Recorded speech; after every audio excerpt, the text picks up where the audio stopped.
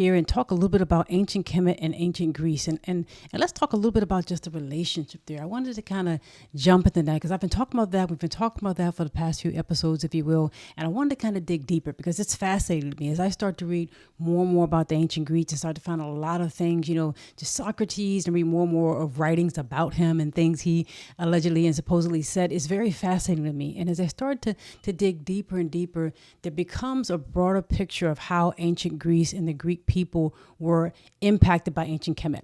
And we just don't talk about it. And so I want to talk about it. Let's kind of put that out there so we can kind of have that conversation, because it's important, because any group of people, I don't care what society you are, wherever you are influenced by somebody. Even the people in the Nile Valley that were there thousands of years ago, there were people before them. There were people who were the introducers of many of the things that are part of the culture that became the Nile Valley, that were there many years before ancient Kemet became Kemet. Wherever you go, whether you're talking about Dravidians or Sumerians or wherever you may be in the world, there are always people who were there to influence other people. And sometimes, a lot of times, we just like to kind of take a point in history and just kind of say it was this person and point at that. And that really limits the impact and the influence of so many other people. And it limits, just what our perspective of history is. It's almost like saying these people contributed and nobody else did. And we actually have people who literally say nobody else did. So that's what we have to kind of get rid of and kind of move away from, because that's ridiculous, and that's not really how things happen with respect to history. So God bless you. How you doing? Hope you're doing well. I'm just saying hi to you. Hope you're doing well. Thank you so much for joining. So we're going to talk about this a little bit, and put any questions or comments you have down below. We're going to kind of jump into this because I want to kind of say a couple of things, two or three things as we talk about ancient Greece and ancient Kemet. One of the first things you talk about when you think about ancient Greece is you think about the philosophers, and you think about Greek philosophy, and that being something that so many people point to as being a turning point in modern history or in history. And that the Greek philosophers, it almost sometimes people will say it as if they came up like out of nowhere, that they started talking about these things out of nowhere, and we attribute it to them, knowing that there was influence, there were influences and more things going on. So we talk about that, and we're going to talk about Thales, who's considered to be the first Greek philosopher, in just a minute as we jump into it. But I want to kind of just point out a couple things about the time period. What are we dealing with when we think about this time period here? We're talking, prior to ancient Greece becoming a powerhouse. So you can see ancient Greece really becoming a powerhouse, obviously, when Alexander the Great is around, and you're talking, in the 332 BC, when he begins to come and take over ancient Kemet as a way to get at the Persians, right? He was trying to get at the Persians. He wasn't really trying to get the Egyptian people, Kemetic people. He was trying to get the Persians. But you can go way back. You can go back 1,000 years before that, at least, and probably even farther than that. There's always somebody who's contributing to somebody else. But you can go back 1,000 years before that and find You can find Kemetic people interacting with people from the island of Crete. You can find the beginnings of what would become what we would call the Greek civilization. But it isn't until you start to get around 600 BC or so where you start to see even more impact of and even more influence, which we'll talk about. So it goes back far. You can go back well beyond 1000 BC, 1300 BC, and see the beginnings of what will become the Greek civilization. And there's probably people there before then, obviously influencing them. But we're going to kind of dig down and kind of set some perspective there as we talk about it. So as I kind of jump into it, I want to kind of put up a couple of things that just kind of jump out at us, because as we're jumping out, I want to kind of draw our attention to a couple of things so our minds can be thinking about it. Because as we think about this, and we think about some of the perspectives, I want to mention a couple of things. So with respect to ancient Kemet, one of the things we do know that in the New Kingdom, long before Socrates, long before the first Greek philosophers, long before all the things that we know and think about as being ancient Greece, long before that happens, you find the island of Crete, and you can find just right there, in the Mediterranean, you can find images of the people from Crete, which we will talk about. We'll get more into that. You can find images of them in tombs of the governors and southern visors, the king's sons of Kush, if you will. The sons of Kush, who were visors and controllers, if you will, and government officials that were in control of the southern part of ancient Kemet and in control of parts of Kush and that area at the time of the New Kingdom. You can find them receiving tribute from people from all over this area. You can find them receiving tribute from people from all over this area. And ancient Kemet, ancient Egypt, and I talked about this on the Tutmosis the Third and Tutmosis the First and Ahmose, and very many people, especially in the New Kingdom, find themselves stretching all the way out. They're going all the way into this area that is Mesopotamia, if you will, some of those parts, as well as the Levant. So where present day Israel is, and Syria and Palestine, and those areas, ancient Egypt is a powerhouse, especially in the New Kingdom, and they are extending there. And there are people not only from those areas coming to ancient Kemet, 1200 BC or thereabouts, and they are, as we kind of look at our timeline, about 1200 BC, they are coming to pay tribute. You have people from the island of Crete, which is one of the areas and one of the people, one of the civilizations that give rise to what would later become known as Greece, right? So you see people from the island of Crete there paying tribute, documented on the walls of ancient Kemet, some 1200 BC during the New Kingdom, right? You see that during the New Kingdom, maybe some 1200 BC. But then you also start to see, as we move forward, you start to see, and I talked about this the other day, you start to see some things develop as we kind of move ahead. You kind of fast forward, because there are a large period of time goes by where there's not a whole lot happening in Greece from a historic standpoint. There are people there, and I respect people. I respect people's contributions. So I'm sure they're doing a lot of things. There just isn't a whole lot of archaeological and historical evidence to show what they're doing between 1100 BC and 800 BC and 800 BC to 500 BC. You see some periods that they don't have a lot of archaeological evidence or things that are talked about historically speaking when it comes to ancient Greece. And then you start to have a time after the Kushite people. Now, there's a period of time when King Taharqa, who you probably are aware of and probably know of, he is live during the 7th century BC. God bless you. Big time, yeah, God bless you. And you see King Taharqa is alive during the 7th century BC, and he's mentioned in the Bible, in Isaiah and several places in the Bible. He makes an expedition or an excursion into what is the Levant, perhaps going toward Israel to support Israel and to maybe save Israel from the onslaught of the Assyrians. And so at this time, 660 BC, 663 BC, the Assyrians are taking over. They're taking over this whole area, and they're eventually coming down into ancient Kemet. They come down in ancient Kemet, probably after Taharqa, because perhaps Taharqa interacted with them in some kind of way in battle, because the archaeological evidence and the historical evidence just says that he came to meet him in battle. It doesn't really say the outcome of the battle. But given the fact that Taharqa lived for years after that and continued to reign after this interaction, probably decades after that, it's probably that it was either a tie or he beat him, and he wasn't, defeated by the Assyrian army. But later on, because the Assyrian army, they're making tools and making weapons out of iron, and a lot of people were smelting iron. People in various parts of Africa, in various parts of the world, smelting iron. Not everybody's using it to the same extent when it comes to weaponry, which is an interesting thing, which we'll talk about. The idea of taking powerful things, stronger things, and using them to kill people wasn't really on the forefront of everybody's mind. People did it. Obviously, they did it, but some people did it to a very much almost like a religious degree, more so than other people did. And the Assyrians took warfare to a different level. And so they come in the 7th century BC, 600 BC, although they come in, and after their interaction with Taharqa, they attack Kemet, and they ransack Memphis, and they eventually come and they ransack Thebes and Auset, which is farther south in ancient Kemet. So they are ransacking Kemet, and the Assyrians are there. And so then you begin to see, after the 25th dynasty, people call the Kushites the 25th dynasty. And obviously, I don't really think of them as a 25th dynasty. They were their own dynasty. They were controlling Kush, and they took over Kemet. So they were still their own people. They just had colonized Kemet and made it a part of their kingdom, if you will, and then they went back to their kingdom when they lost Kemet. But after that, you see the rise of the 26th dynasty. So I'm talking, in the early 600s BC, and at that time, you start to see the northern part of ancient Kemet. This northern part right here, where you can see the delta is like right there. This northern part of ancient Kemet starts to employ people other than just Kemetic people as mercenaries. Now, the ancient Kemetic people had always had people from other parts, other ethnicities, other countries as a part of their army. So they had Nubian people way back in the Old Kingdom. They had people from the west of them. They had various people from the south and the west of them we know as a part of their army. But in this particular time, in the 26th dynasty, around 600 BC or 660 BC, you start to see it even employed from a slightly different perspective, because at this time, the 26th dynasty is in power. The Kushite people have left and gone back farther south in Sudan, where Kush is, and they need help. So the 26th dynasty is working with people who are in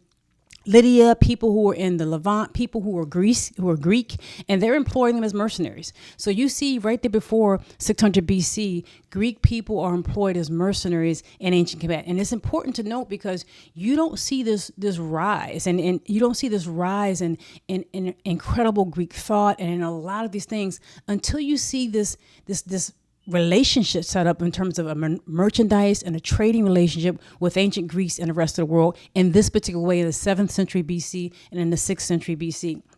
So you start to see in the 7th century BC, as well as in the 6th century BC, you start to see this development of a trading place, which I mentioned last time, in the Crates, which is in the Nile Delta. And it was specifically set aside, according to Herodotus in Book 1, for Greek merchants, specifically set aside for Greek merchants. But it's not just that. You begin to see also other things taking place in this whole area. So as if you look right here and you see Lydia, and this right here is the western part, that peninsula that's kind of sticking out right there. That's the western part of today's Turkey. So that's where Turkey is, right? So today's Turkey, that's it. That's the western part of today's Turkey. When that place, that's Lydia, that whole place along that coastline, there were several Greek regions, if you will, places where Greek people set up basically territories that they were interacting with. They were interacting with Phoenician people. They were interacting with people who were all in this part of Turkey. They would eventually interact with Persian people who we come to call Persian people. They would obviously interact possibly with Canaanites, and as I mentioned, Phoenician people, as well as Kemetic people. They were interacting with a lot of people. And this area that is Lydia, had several regions in it that were Greek regions, and one of them is Ionian. And the reason why that's significant is because the first Greek philosopher, the person who's considered to be the first Greek philosopher, was born in what is today modern day Turkey. Now, when I think about that, maybe you knew that, maybe that's something you think about, but I never think about that when I think about Greek philosophy. And I don't remember ever hearing it, right? I hear people talk about Greek philosophy as much, and you'd almost think that everybody came from the mainland. Everybody came from maybe Athens or Macedonia. But when you really start to study Greek history, you find that they were factions in Greek. They were not as together as we think. They were not as in unison as we think. There were times that they band together. There were times that they fought against the Persians. There were times where they were parts of them were conquered by Alexander the Great. He conquered part of Greece and went on and conquered a lot of other places in the world. But there were many times in ancient Greece's history that they were not as together as you think. And a lot of times we will attribute a lot of things with respect to Greek as if it happened on the mainland of Greece, and it didn't. And to me, I think that's important. Like, I never knew until I started reading that some of these early Greek philosophers and some of these important things that took place on what is today modern day Turkey. Even though they were Greek areas, they were modern day Turkey. And you can read Herodotus. You can read book 1 of his histories, the histories of Herodotus. You can read that, and he talks about Thales. He talks about various developments in Ionia, which is right there where Lydia is, right there on the coast of what is modern day Turkey. That's where it is. And this was several of these cities were that made up this region called Ionia.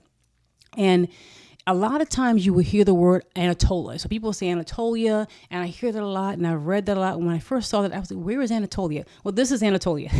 This literally is the western part of modern day Turkey. That's Anatolia. And for some reason, when people talk about various things in ancient history, they just use these terms, and sometimes they don't let you know, well, it's actually modern day this. And so we have a lot better access to things now, and we can share information. And I wanted to share that with you because as you talk about Greek history, and maybe you talk about it with your friends, you talk about it with your family, you talk about it with children, I think it's worth mentioning that some of the Greek philosophers, some of these things that we talk about, the very first Greek philosopher, who was Thales, who was born in 624 BC and died around 546 BC, he was born in Turkey, in what is modern day Turkey. And not only that, if you read Herodotus, just, get the book, Google the book, download it, search for his name. You'll find him mentioned several times, and especially in book 1 in Herodotus histories. Herodotus refers to him as being of Phoenician descent. He's living in a Greek town, a town that's controlled and dominated by Greek people, and sometimes it's controlled by other people, but he's living in a town controlled by Greek people, but Herodotus says he's of Phoenician descent. And this is the first Greek philosopher in 624 Thales. And it's interesting to me because when you see this development that takes place, it doesn't really start to develop until you start to see other things referenced in history with respect to trade. So you have to know that in ancient Egypt and ancient Kemet and that town called Necratis, which was a town, a merchant town, specifically set aside for people who may have been foreigners, and mentioned Greeks specifically. Herodotus mentions this specifically in Book 1, that Amasis, who was one of the kings of the 26th dynasty in ancient Kemet, set aside an area in Necratis in the delta, in that area right there in the delta, for Greek merchants, for people coming from mainland Greece and various places in this whole kind of triangle, in this whole kind of area, if you will, rectangle, if you will, of trade that was taking place, that he set aside an area for Greek merchants. So stop and think for a second. Imagine Thales in 624, he's living in Lydia, right on the coast in Ionia, in one of the towns, one of the cities of Ionia, and he is believed to be a merchant. And he is believed to be someone whose family was involved in trading, and he's said to be of Phoenician descent. That's what they say. And imagine what type of sharing of ideas take place. Now imagine what type of commonality, what type of thought, maybe arguments that take place as you start to put people from Phoenicia and the Levant and ancient Kemet and what will become, Greece and various places within Greece. You start to put people together and have them share ideas and have them share thoughts. You start to see why, in my opinion, trade impacts a lot of development. A lot of things happen with respect to trade that wouldn't happen otherwise. People start to interact when it comes to money, when it comes to important things like that, when it comes to their livelihood, or maybe it's because of greed, maybe it's because of just survival, maybe it's because of just merchandise and trade and business. People interact with people in ways that they don't typically do. And you even see that in the development of Christianity later on, like much later on. As Christianity spread, people believe, some historians believe that, and I've done some reading on it, that Christianity was spread partly by soldiers in the Roman army and also by merchants who had the ability and were able to travel from place to place and be able to interact with people and say, hey, is there bartering one item for another? Do you know about this? And to speak about Jesus and to speak about various things. Imagine that same dynamic taking place today. Imagine how much we trade and how many people around the world speak English. Because it's the language of trade. It's the language of business. How many people around the world have their own customs, but they wear suits and they wear American style clothes? They wear American style clothes, yet they have different ethnicities, different background, different histories because of business and trade. And so you can find that same dynamic, I think, back there back in the day when Thales was alive, and he, being right there on the coast, right on the Mediterranean coast, right there in Ionia, where Lydia is, right on the Mediterranean coast. And being involved in merchant, being involved in a city where a lot of things are taking place. And so I think that becomes a significant thing for us to stop and to think about when we start to think about Greek philosophy. And as I mentioned, he's considered to be the first of the Greek philosophers. It's important for you to tell your children, number one, that the first Greek philosopher was born in what is today Turkey, modern day Turkey. And he was historically reportedly of Phoenician descent. That's important because it lets you start to know that it isn't just this place in history where one person it is. People are given to, people are poured into, things are contributed to. People contribute to development of major things in many ways. It's usually never just one person. So tell your children he was born in Turkey. The first Greek philosopher was born in what is today Turkey, and that he was reportedly of Phoenician descent. Not only that, he also went and studied in ancient Kemet. So Thales went to study in ancient Kemet. He wasn't just someone who stayed in that area of Anatolia and Ionia. He went and he studied in ancient Kemet. He studied with priests in ancient Kemet. He studied geometry. He studied with them for years. Apparently for several years he was there. So he is accredited with developing a way to try to determine the height of the pyramids by measuring his shadow. So using his shadow as one of the bases for trying to develop the height of the pyramid when his shadow reached a certain point on the ground when the sun was at a certain point in the sky. Well, he did a lot of this because he was in ancient Kemet and he was studying with the priests who were telling him about the geometry they used. So we just skip that. We just talk about Thales and some of his theorems with respect to circles and diameter. And if you have 3 points on a circle, how you're going to be able to come up with a right angle. We talk about that, but we don't talk that he studied geometry in ancient Kemet. And so we should look at that. And not only that, he also apparently he's attributed with correctly identifying and predicting an eclipse that took place maybe in 589 BC, that he identified that or predicted it. But there's also some talk that maybe it wasn't just his mathematics, but it might have been Babylonian records that help him understand that this particular eclipse was going to take place. And so you start to think about their Babylonians, their Kemetic people, who are all feeding into this person who is the first Greek philosopher. So they become significant. So not only was he born in Turkey and of Phoenician descent, reportedly, he also studied in ancient Kemet and ancient Egypt, studied with priests who taught him the geometry that they used and many other things, astronomy and other things like that. And he also perhaps had records or access to Babylonian records. So now you begin to see a picture that's painted. It's not just somebody who, God bless you, there you go, new thoughts introduced. It's not just somebody who came up with all of these ideas of reason and going back at people and kind of fighting people just argumentatively when it comes to battling and debates. Is somebody who had access to a whole wealth of history.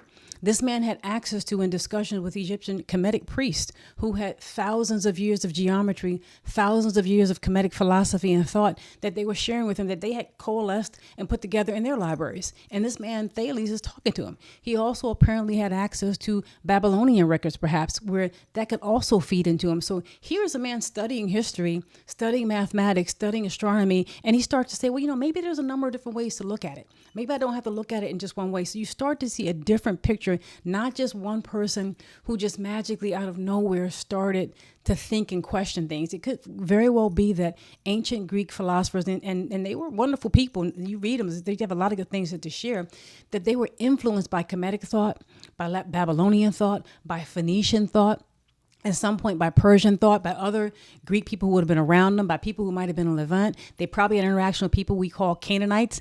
All this entire area had interactions together, and you're talking about an accumulation of thousands of years of history by the time they're around, and a situation where trade is taking place. So I think that's a deeper thing for us to dig into as we think about some of the first Greek philosophers. And you, like I said, read Herodotus, read his histories. He talks about it. He talks about a lot of things there. There's a wealth of information there, and it's interesting to kind of read.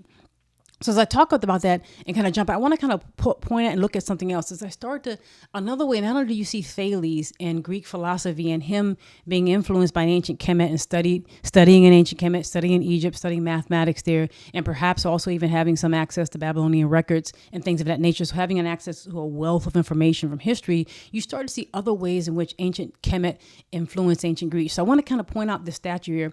The statue that's right here in the middle is a Kemetic statue, and this is from probably 2,500 years before Christ, so about 4,500, 4,600 years BC. So we're getting closer to 5,000 years BC. This particular statue right beside him is a Greek statue. And is a Greek statue that's probably like about 2,000 years younger than that, about 2,500 years ago. So this is about 4,500 years ago, and this is about 2,500 years ago. So about a 2,000 year or more difference between these two statues, but there's similarities in place. And as you start to take a look at it, it becomes interesting to me because as it jumps out at me and I think about that, they become like specific things that we kind of think about and we jump out. And so as I look at it, this particular statue that's all the way on the left, the Greek statue, is a statue of a young man this is probably a chorus kind of statue, which was a statue that they used in graveyards to mark where maybe a famous person or a wealthy person, maybe an aristocrat, was buried. So it doesn't necessarily mean that this is what the person looked like. Over the library still around in that.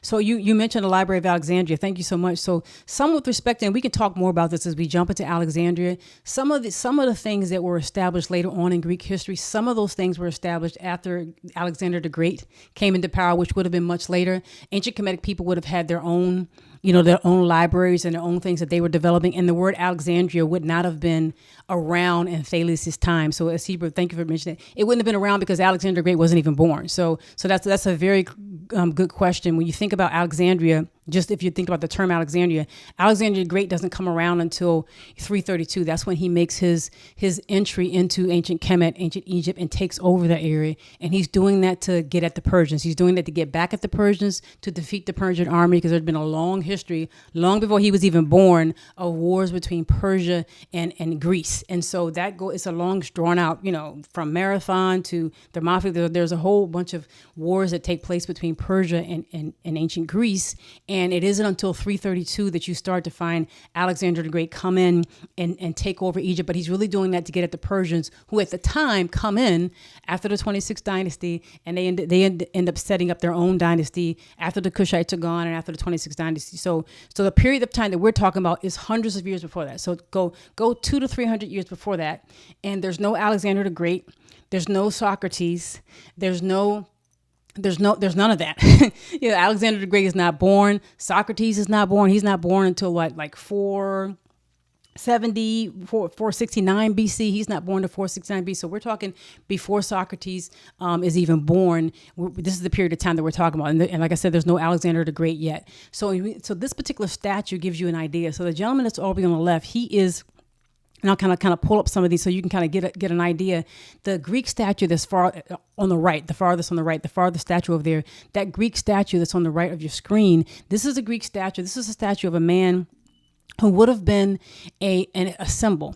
And these were statues that were used in grave sites. They were frankly used in grave sites in ancient Greece for aristocratic people. So they would have a lot of times been nude. So they would have been of a man marking a man's grave site, or perhaps of a woman marking a woman's grave site. And they would have been kind of stylistic. They don't necessarily represent the person and the way the person looked, but they were stylistic and representing something. So this person must have been an aristocrat, must have been somebody who was somewhat well known and looked upon and looked up to, if you will, important in some reason in the society, to have a grave marker like what you see on the far right there. And this is of a young man. This would have been of a youth, right?